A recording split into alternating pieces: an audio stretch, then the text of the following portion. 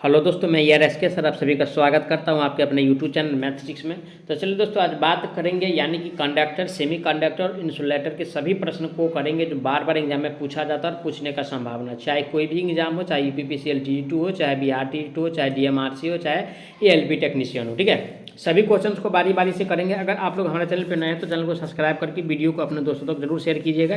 तो चलिए, आज का सबसे पहला प्रश्न दिया हुआ है स्क्रीन पे, यानी कि इलेक्ट्रिक हीटर का हीटिंग एलिमेंट निम्न में से किससे बना होता है। तो दोस्तों, हीटिंग एलिमेंट जो बना होता है उसमें यानी कि जो होता है यानी कि उच्च वोल्टेज और उच्च करंट यानी कि वहन करने की क्षमता होना चाहिए। देखिए, ऑप्शन ए में दिया है एल्युमिनियम का। तो दोस्तों, ये तो साधारण यानी कि कंडक्टर, इसका उपयोग तो करेंगे नहीं।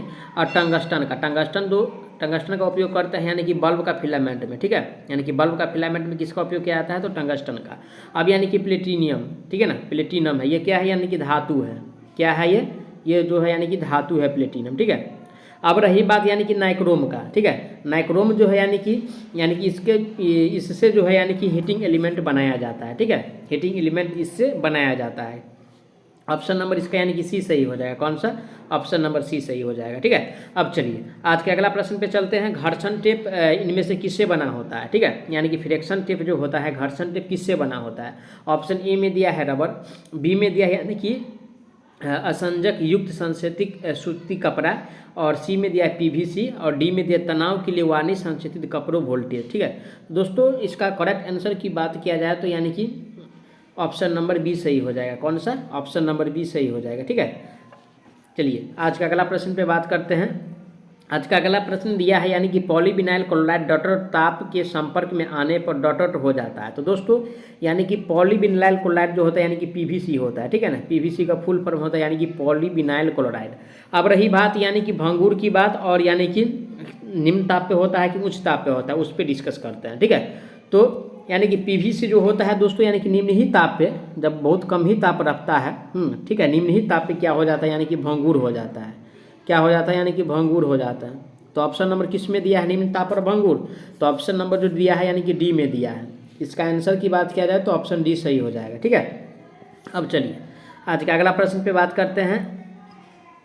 आज का अगला प्रश्न दिया है, निम्नलिखित में से कौन सा तापमान में वृद्धि होने का सही प्रभाव है?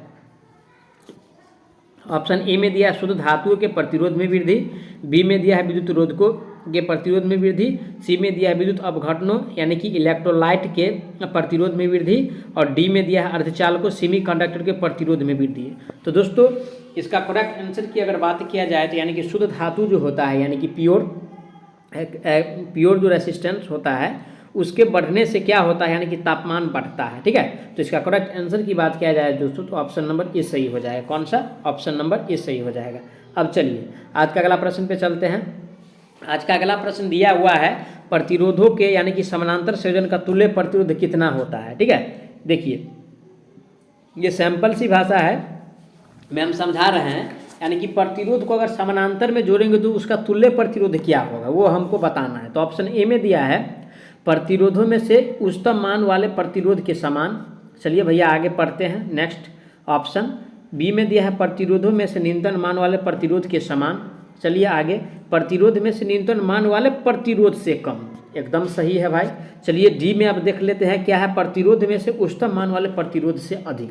भाई अधिक तो कभी होगा नहीं, और नहीं यानी कि इसके जो है यानी कि क्या होगा, यानी कि समान होगा, और नहीं न्यूनतम वाले प्रतिरोध से भी नहीं समान होगा, नहीं उच्चतम वाले प्रतिरोध से समान होगा, और ये जो होगा न्यूनतम मान वाले प्रतिरोध से यानी कि कम ही होगा। ठीक है, तो ऑप्शन नंबर ऐसा किस में दिया हुआ है, तो ऑप्शन नंबर सी में दिया है। करेक्ट आंसर की बात किया जाए तो ऑप्शन नंबर सी हो जाएगा। ठीक है, अब चलिए आज का अगला प्रश्न पे बात करते हैं। आज का अगला प्रश्न दिया है डॉट डॉट डॉट दो या दो से अधिक तारों को एक साथ जोड़ने की एक विधि है जिसमें वोल्टेज की न्यूनतम हानि होती है। तो दोस्तों, यानी कि दो या दो से अधिक तार को जो जोड़ते हैं, ठीक है, दो या दो से अधिक तार को अगर जो जोड़ेंगे उसको यानी कि क्या कहा जाता है? तो दोस्तों उसको यानी कि स्प्लाइस कहते हैं। ठीक है, स्प्लाइस कहते हैं। ऑप्शन नंबर किस में दिया है स्प्लाइस? तो ऑप्शन नंबर यानी कि सी में दिया है। ठीक है, आम भाषा में उसको यानी कि जोड़ कहेंगे। ठीक है, क्या कहेंगे, यानी कि जोड़ कहेंगे। ठीक है, तो ऑप्शन नंबर कौन सा दिया हुआ है? ऑप्शन नंबर सी में दिया है। करेक्ट आंसर इसका यानी कि सी हो जाएगा। अब चलिए आज का अगला प्रश्न पे चलते हैं। आज का अगला प्रश्न दिया यानी कि केबलों में शीथ का उपयोग डॉट डॉट के लिए किया जाता है। तो दोस्तों यानी कि शीथ का जो उपयोग करते हैं क्यों करते हैं, तो शीथ का उपयोग करते हैं यानी कि उसको नमी से बचाने के लिए। किससे बचाने के लिए? नमी से बचाने के लिए यानी कि शीथ का उपयोग किया जाता है। ठीक है, तो ऑप्शन नंबर किस में दिया है? नमी वाला ऑप्शन। देखिए ऑप्शन ए में दिया है यानी कि उनका आकार बढ़ाने के लिए, तो इसके लिए तो नहीं करते हैं भाई। ठीक है, और बी में दिया हुआ है नहीं यानी कि उन्हें मजबूत बनाने के लिए, इसके लिए भी नहीं करते हैं। और सी में दिया है केबल में नमी को प्रवेश करने के लिए, भी सही है। विद्युत चुंबकीय व्यक्तिकरण को रोकता है तो, लेकिन यानी कि इसका जो मैन्युअली उपयोग करते हैं अकॉर्डिंग टू सी और डी ऑप्शन को अगर देखा जाए तो केबल में नमी से रोकने के लिए जो है इसका उपयोग किया जाता है। ऑप्शन नंबर इसका यानी कि सी सही हो जाए। कौन सा? सी। अब चलिए आज का अगला प्रश्न पे चलते हैं। निम्नलिखित में से कौन सा गुण एक इंसुलेटिंग पदार्थ में नहीं होना चाहिए? ठीक है, इंसुलेटिंग पदार्थ में क्या नहीं होना चाहिए? तो ऑप्शन ए में दिया है उच्च जल अवशोषण। ठीक है भाई। बी में दिया है यानी कि उच्च यांत्रिक सामर्थ्य। ठीक है भाई। और सी में दिया है निम्न विद्युतशीलता, ये भी ठीक है भाई। और डी में दिया है यानी कि गैर प्रज्वलन। तो दोस्तों अगर इसका आंसर की अगर बातें किया जाए तो यानी कि केबल में जो होना चाहिए वो हाई वाटर यानी कि एब्सॉर्प्शन नहीं होना चाहिए। ठीक है, उच्च यानी कि जल का अवशोषण नहीं होना चाहिए। ठीक है, हाई वाटर एब्सॉर्प्शन नहीं होना चाहिए। तो ऑप्शन नंबर किस में दिया? ऑप्शन नंबर ए में दिया। करेक्ट आंसर इसका यानी कि ए सही हो जाएगा। अब चलिए आज का अगला प्रश्न पे बात करते हैं। केबलों की इंटरशीथ ग्रेडिंग में डॉट डॉट पराविद्युत का उपयोग किया जाता है। तो दोस्तों इसका उपयोग क्यों किया जाता है? तो दोस्तों ऑप्शन ए में दिया है संयुक्त के लिए यानी कि कंपोजिट के लिए, बी में दिया है छिद्रयुक्त के लिए, सी में दिया है यानी कि हाइग्रोस्कोप के लिए, और डी में दिया है यानी कि होमोजीनियस के लिए। ठीक है, तो इसका जो प्रयोग करते हैं यानी कि समजातीय के लिए करते हैं। किसके लिए? समजातीय के लिए। करेक्ट आंसर की बात किया जाए तो ऑप्शन डी हो जाएगा। ठीक है, अब चलिए आज का अगला प्रश्न पे चलते हैं। अभ्रक नामक सामग्री निम्न में से किसका उदाहरण है? तो दोस्तों अभ्रक जो होता है वो यानी कि इंसुलेटर होता है। क्या होता है? यानी कि इंसुलेटर होता है। ठीक है, इंसुलेटर होता है, ध्यान रखिएगा। अभ्रक जो होता है वो इंसुलेटर होता है। तो ऑप्शन नंबर किस में दिया है? इंसुलेटर। विद्युत रोधी क्या हुआ? इंसुलेटर ना हुआ। तो ऑप्शन नंबर इसका यानी कि डी सही हो जाएगा। ठीक है, कौन सा? ऑप्शन नंबर डी सही हो जाएगा। अब चलिए आज के अगला प्रश्न पे बात करते हैं। निम्न में से कौन सा पावर केबल का भाग नहीं है? तो दोस्तों ऑप्शन ए में दिया है चालक, ये तो होता है। परावैद्युत भी होता है यानी कि शीथ, ये भी होता है। और भार जो होता है ये पावर केबल का भाग नहीं है।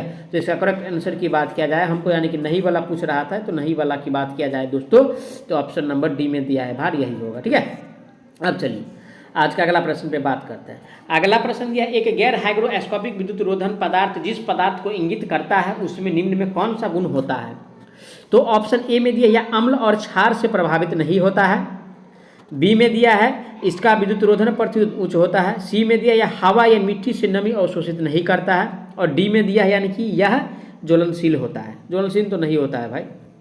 तो देखिए ये जो यानी कि इसका मुख्य कार्य है, इसका मुख्य कार्य है यानी कि हवा या मिट्टी से नमी अवशोषित करना। क्या? हवा और मिट्टी हवा से नमी को अवशोषित करना। ठीक है, हवा या मिट्टी से नमी को अवशोषित करना। तो ऑप्शन नंबर इसका यानी कि सी सही हो जाएगा। ठीक है, अब चलिए आज का अगला प्रश्न पे चलते हैं। इससे पहले बता दूं आप लोगों को, अगर आप लोग नए हैं तो चैनल को सब्सक्राइब करके वीडियो को जरूर शेयर कीजिएगा।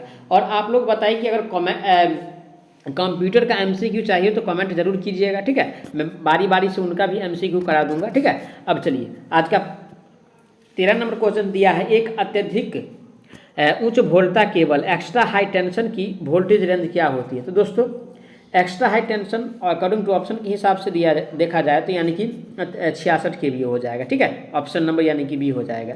वैसे अगर देखा जाए तो दोस्तों यानी कि 765 तक जो है यानी कि सप्लाई यानी कि भारत में करते हैं, यानी कि ओवरहेड के द्वारा कितना करते हैं? 765 यानी कि केवीए तक करते हैं। ठीक है दोस्तों, मेरा स्क्रीन थोड़ा छोटा है इसलिए यानी कि थोड़ा दिक्कत हो रहा है वीडियो बनाने में। अगर आप लोग सपोर्ट कीजिएगा तो शायद यानी कि इससे मैं अच्छा यानी कि वीडियो का कंटेंट आप लोगों तक यानी कि पहुंचाने का प्रयास करूंगा। ठीक है, चलिए आज का अगला प्रश्न पे चलते हैं। आज का अगला प्रश्न दिया है यानी कि आर्बिंग के ऊपर का भाग जो होता है वो क्या होता है? तो देखिए दोस्तों ये याद रखिएगा, सबसे पहले यानी कि सर्बिंग आता है, उसके बाद आर्बिंग आता है, उसके बाद बेडिंग आता है, उसके बाद लेड सेटिंग आता है, उसके बाद इंसुलेशन आता है, उसके बाद कंडक्टर आता है। ठीक है, तो यानी कि इसके ऊपर की भाग हमसे पूछ रहा है, तो ये होता है यानी कि बेडिंग होता है। क्या होता है? यानी कि बेडिंग होता है। ठीक है दोस्तों, मैं इसको यानी कि अच्छा से बताऊंगा। अगर आप लोग कमेंट करके इसको अगर अच्छा से जानना चाहते तो कमेंट जरूर करें। ठीक है, इसका करेक्ट आंसर की बात किया जाए ऑप्शन नंबर सी हो जाएगा। अब चलिए आज का अगला प्रश्न दिया है, जिस आज का अगला प्रश्न दिया हुआ है, यानी कि जिस तापमान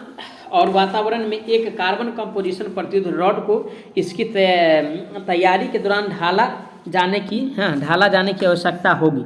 तो दोस्तों ऑप्शन ए में दिया है यानी कि 2500 डिग्री, हाइड्रोजन में 2500 डिग्री सेल्सियस, बी में दिया है हाइड्रोजन में 1400 डिग्री सेल्सियस, सी में दिया है नियॉन में 1400 डिग्री सेल्सियस फ़ारेनहाइट और डी में दिया है नियॉन में 2500 डिग्री फ़ारेनहाइट। दोस्तों फ़ारेनहाइट वाला तो कभी होगा नहीं, होगा तो सेल्सियस वाला, और वो होगा यानी कि 1400 डिग्री सेल्सियस। क्या 1400 डिग्री सेल्सियस, ऑप्शन नंबर यानी कि इसका बी सही हो जाएगा। कौन सा? बी हो जाएगा। अब चलिए आज का अगला प्रश्न पे बात करते हैं, ठीक है। आज का अगला प्रश्न, जब रेजिस्टेंस कलर कोड को यानी कि 4 बैंड रजिस्टर पर दाएं से बाएं पढ़ा जाता है तो बैंड रजिस्टर का सही नुता मान क्या होगा? तो दोस्तों ये जो मान होता है यानी कि अगर देखा जाए, ठीक है, अगर दाएं से बाएं अगर देखा जाए दोस्तों तो ये यानी कि 1 स्थान पे हो जाएगा, ठीक है, 1 2 3 और 1, ठीक है, 1 स्थान पे हो जाएगा। तो ऑप्शन नंबर किस में दिया है? प्रथम स्थान, ऑप्शन नंबर सी में दिया है। करेक्ट आंसर इसका यानी कि सी हो जाएगा। अब चलिए आज का अगला प्रश्न पे, आज का अगला प्रश्न दिया है, एक तार संश्लेषी बहुलक से बने रोधक से केबल किया हुआ उच्च उष्मारोधी और यानी कि गैसोलीन प्रतिरोध के लिए नायलॉन विलेपन युक्त है तारों का क्या लेवल होगा? तो दोस्तों ये जो लेवल होता है यानी कि XHH और N होता है, ठीक है, XHH और N होता है। तो ऑप्शन नंबर किस में दिया है? ऑप्शन नंबर सी में दिया है, ठीक है, ऑप्शन नंबर इसका यानी कि सी सही हो जाएगा। अब चलिए दोस्तों ये सब याद करने वाला क्वेश्चन, इसमें यानी कि कोई फैक्ट लगने वाला नहीं है। अब चलिए निम्नलिखित में से कौन सा विद्युत नाली ग्रीनफील्ड के नाम से भी जाना जाता है? तो दोस्तों यानी कि ग्रीनफील्ड के नाम से जो जानते हैं यानी कि जाना जाता है, ऑप्शन ए में दिया फ्लेक्सिबल मेटल कंड्यूट, ठीक है, बी में दिया है इलेक्ट्रिकल नॉन मेटल कंड्यूट, सी में दिया है इलेक्ट्रिकल मेटल ट्यूबिंग और डी में दिया है नॉन फ्लेक्सिबल मेटल कंड्यूट। तो करेक्ट आंसर की बात किया जाए तो ऑप्शन नंबर ए हो जाएगा। कौन सा? ऑप्शन नंबर ए सही हो जाएगा, ठीक है। अब चलिए आज का अगला प्रश्न दिया हुआ है, निम्न में से कौन सा एक केबल को भौतिक नुकसान से बचाता है? तो दोस्तों आर्मरिंग बताता है। कौन सा? आर्मर बताता है, ठीक है, आर्मरिंग बचाता है। तो ऑप्शन नंबर किस में दिया है? आर्मरिंग। तो ऑप्शन नंबर जो दिया है ऑप्शन नंबर ए में दिया है आर्मरिंग। करेक्ट आंसर इसका यानी कि ए हो जाएगा। कौन सा? ए हो जाएगा। अब चलिए आज का आखिरी प्रश्न पे बात करेंगे, और इससे पहले बता दूं दोस्तों, मैं बार बार कह रहा हूँ कि अगर हमारे चैनल से अगर जुड़ के, ठीक है, अगर 10 नंबर और 20 नंबर और 30 नंबर एग्जाम में लाते हैं, वो भी यानी कि मात्र 20 लगभग यानी कि 50 और 100 वीडियो देखने से, तो आपको यानी कि ये कोई खराब नहीं है, क्योंकि एक नंबर से यानी कि 0.25 से यानी कि बच्चा जो है यानी कि कंपटीशन में यानी कि छट जाता है। तो इसके लिए हमारे चैनल से जुड़कर बिल्कुल फ्री में आप लोग यानी कि इस तैयारी को मजबूत बना सकते हैं, क्योंकि यूपीपीसीएल का एग्जाम बहुत जल्द होने वाला है, यानी कि दिसंबर का फर्स्ट वीक या लास्ट वीक में, ठीक है। अब चलिए आज का पहला प्रश्न दिया है, एफिशिएंट इंसुलेटर का प्रतिबंधक तापमान क्या है? तो दोस्तों क्या होता है? YAEBFHC ये होता है, ठीक है, इसको याद रखिए। सबसे पहले 90, 105, 120, 130, 155, ठीक है, से लेकर के यानी कि कहाँ तक जाना है? 180 तक जाना है। तो ध्यान रखिएगा, यानी कि एफ श्रेणी का पूछ रहा है तो 180 हो जाएगा, ठीक है, एफ श्रेणी का 180 होता है। ऑप्शन नंबर इसका यानी कि ए सही हो जाएगा, ठीक है।